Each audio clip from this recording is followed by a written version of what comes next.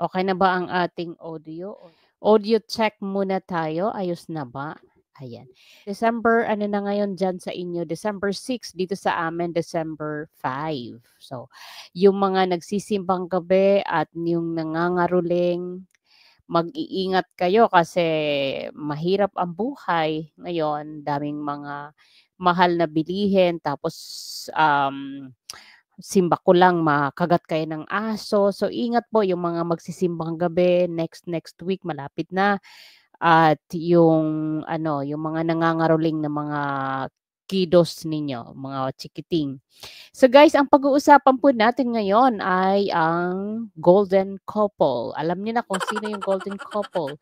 Pero alam niyo ba guys na ang laki na pala ng net worth ni Carlos Yulo? Almost close to billions, 'di ba?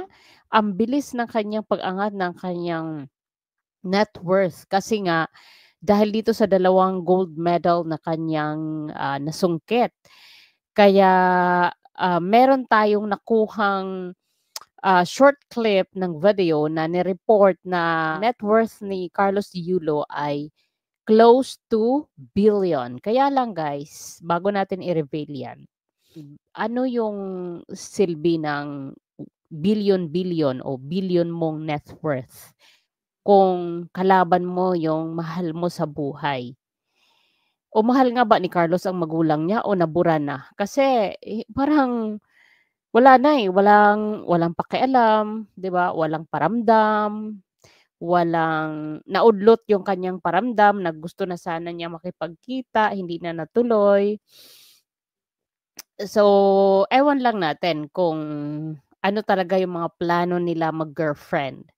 Lalo pa't, ang dami na pala nilang pera, 'di ba? So, kaya naman pala niregaluhan ni Chloe San Jose ng Cartinarilo, 'di ba? Kasi, billion na pala ang net worth ni Carlos Yulo, 'di ba? Na andito pa ba yung ating video ng regalo ni Chloe na relo na pinaglolo ko lang ang mga mga viewer nila o asan? Hanapin natin muna ha, i-flash natin ulit. Ito 'to guys, ayan hanapin, ibalik natin ulit ito. May we ask what watch you're wearing tonight and why did you pick this one? Ang suot ko po ngayong watch ay Cartier. Isa pong dream watch ko. Sobrang special niya po sa akin kasi regalo po siya sa akin ni Chloe. Regalo ni Chloe yung Cartinarilo at tumataginting lang naman yan ng 500 to 700,000 pesos. Yung, model na yan na pinakita ni Carlos, o 'di ba? So, regalo ni Chloe kaya very special daw sa kanya. Pero ngayon lang natin napagtanto na hindi ito regalo galing sa kita ni Chloe San Jose kasi wala namang millions yata ito si Chloe na kinikita sa social media.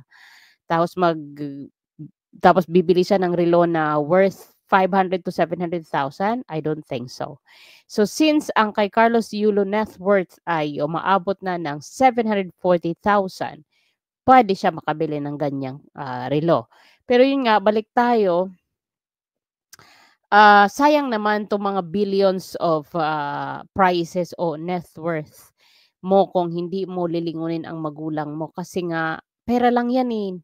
Lumilipas yung pera, nauubos o kahit buhay natin lumilipas din. Sana ang pagkakataong biniyayaan ka ng billion close of net worth, naku po, kahit katiting na kakapiranggot na pagbahagi sa magulang mo parang ang bigat-bigat tapos dun pa kayo nag-away sa mga resibo-resibo.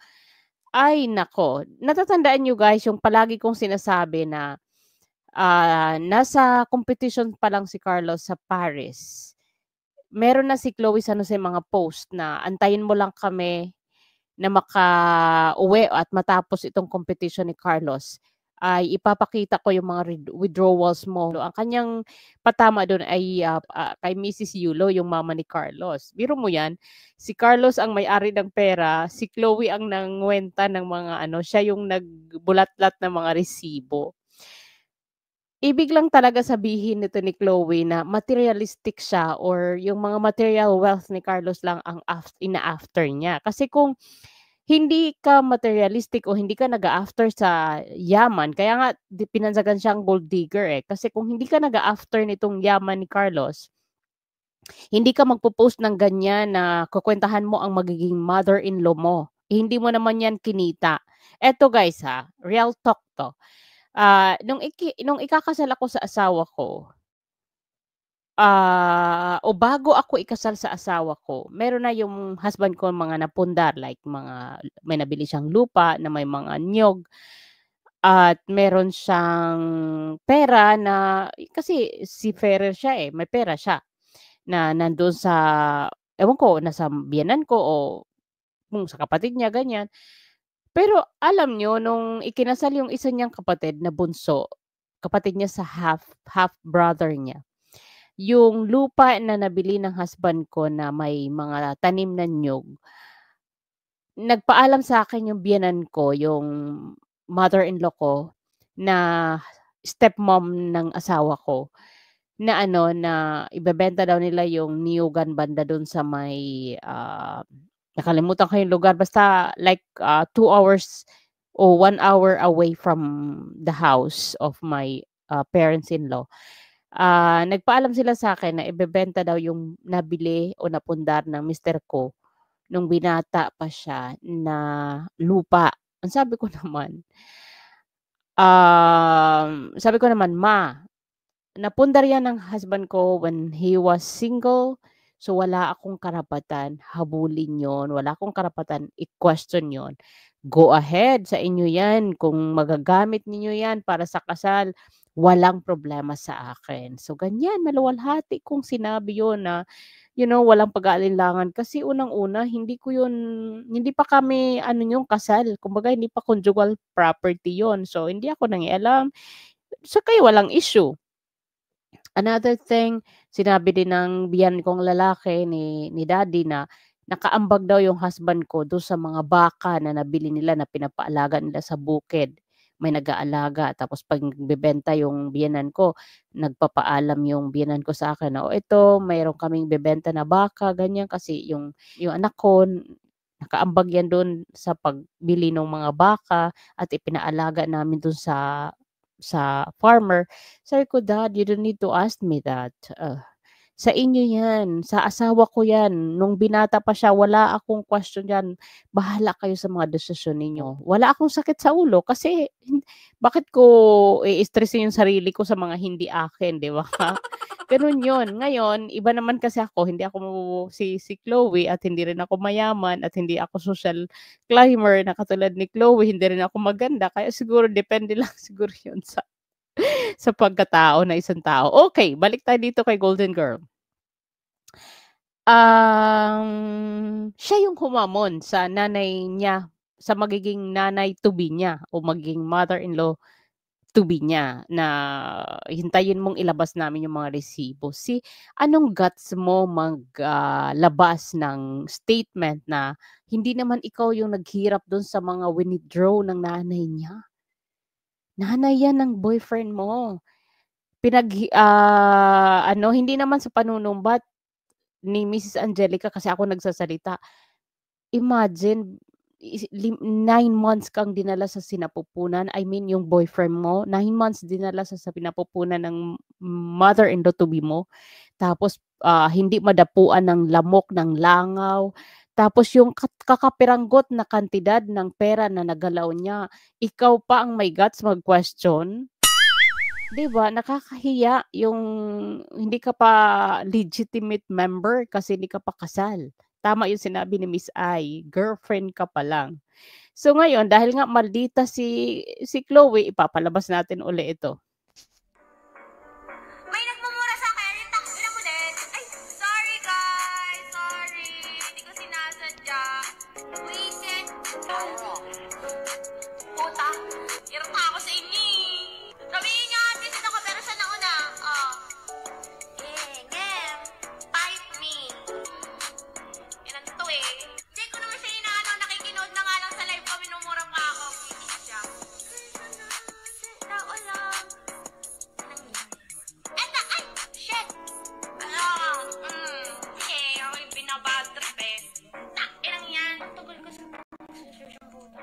So, ganyan ang breeding niya, 'di ba?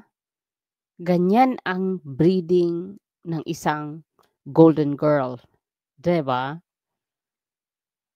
Kasi kung, mabait kang, pinalaki o mabait kang lumaki na bata, hindi mo hindi mo sisirain yung imahen mo ng gano'ng kalulutong magmura sa social media. Kasi alam mo naman ang social media, ang daming mga bata na nanonood, tapos ngayon eto boyfriend ka ng ano, ng isang, golden medalist title. Though sabihin na natin hindi pa dito si, Carlos nanalo, pero sila na kasi, eh. Itong video na 'to hindi pa si Carlos nito sikat dahil hindi pa siya nanalo ng 2 gold medal. Pero ngayon hindi na ito nabubura dahil nandito na ito sa social media kaya ko ito pinapalabas para lang kumbaga mag-jive yung kinukuwento ko na pagmamaldita niya sa mga resibo na gusto niyang ilabas dito sa ugali niya, ganyan talaga ang ugali niya. So kung nagawa niya yon na maghimasok sa mga resibo ng withdrawals ni Mrs. Angelica o ni Mrs. Yulo dun sa pera ng boyfriend niya, ganyan talaga siya kasi nakita niyo naman kung paano at napanood niyo naman kung paano siya umasta. 'Di ba? Hindi niya na itago yung totoong ugali niya, talagang lumabas. And, since gano'n talaga ay sobra-sobra si Carlos sa pagmamahal sa babaeng ito, now tingnan niyo, eto may bagong ano dito sila, bonding. Sa Korea yata ito pero ngayon lang ito lumabas. Tingnan mo kung paano si Carlos, lumuhod dun sa pagbilib niya sa kanyang girlfriend.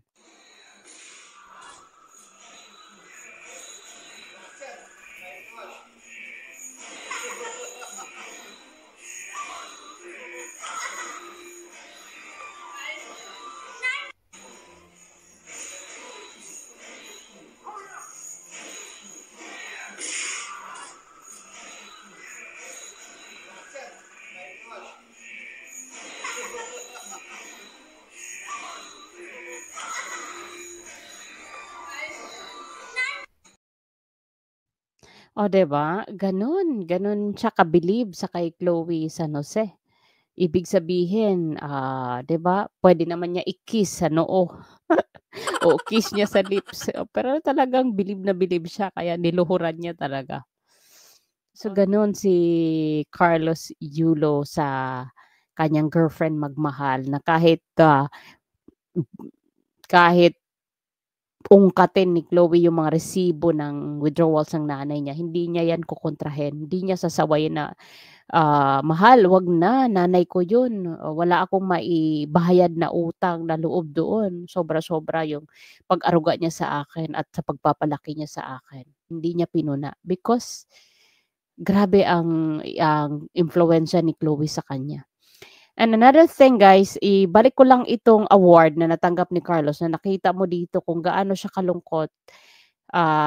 Dapat, 'pag nagtanggap ka ng award, you should be celebrating, 'di ba? You should, show to the camera that you are celebrating, you're happy. Pero look at this. The one and only Impact Award in Culture and Sports. The one and only Carlos Yulo.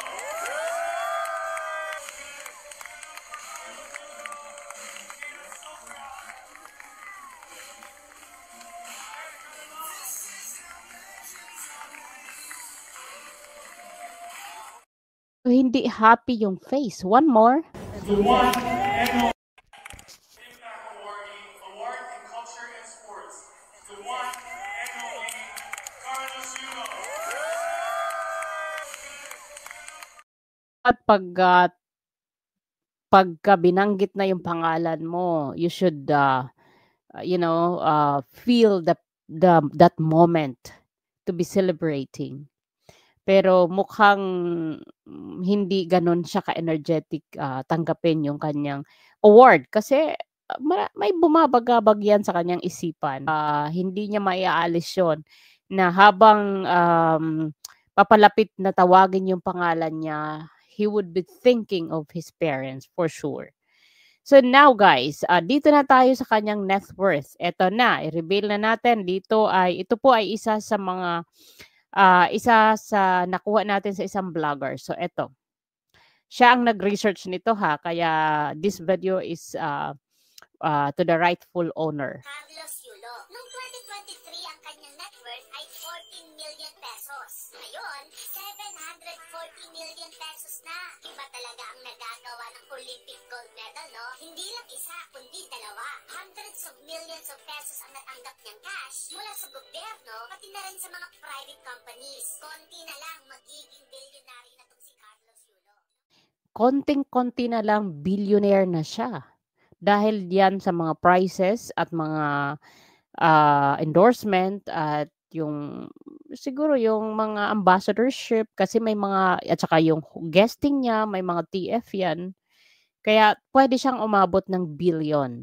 At meron pa siyang mga tawag dito, incentives. Yung marami siyang natanggap. Talaga namang hindi pwedeng humiwalay si Chloe dito dahil billionaire na yung road to billionaire na ang kanyang boyfriend tapos gagalingan niya talaga na kumapit si Carlos sa kanya at hindi sila mapaghiwalay.